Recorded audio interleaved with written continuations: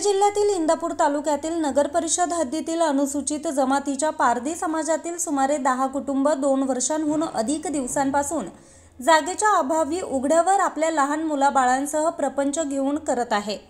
अनुसूचित जमातीच्या पारधी समाजातील 10 कुटुंब गेली 40 वर्षांपासून इंदापूर नगरपालिका हद्दीतील ITI कॉलेजच्या पाठीमागे सरस्वती नगर या ठिकाणी राहत होतं। पंतप्रधान आवास योजनेच्या इमारतीमध्ये मोफत घरे देऊ असं आश्वासन देऊन नगर परिषदेचे तत्कालीन मुख्याधिकारी यांनी या पारधी समाजातील लोकांची राहती घरे पाडून त्यांना बेघर केलं असा गंभीर आरोप पारधी समाजातील लोकांनी केला। या संदर्भात सामाजिक कार्यकर्ते जनार्दन पांढरमिसे यांनी वरिष्ठ पातळीवर पाठपुरावा केला।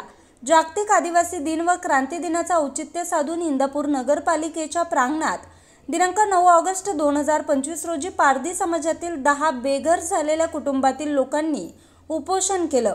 या एकदिवसीय लक्षणीय उपोषणाची दखल इंदापूर नगरीचे मुख्याधिकारी यांनी घेतली असून 10 कुटुंबांना लवकरात लवकर राहण्यासाठी जागा उपलब्ध करून देण्यात येईल असं लेखी पत्र देण्यात आलं।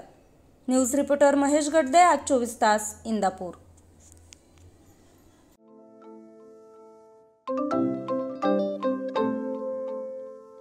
नवनवीन आणि ताज्या घडामोडींसाठी आज 24 तास सबस्क्राइब करा।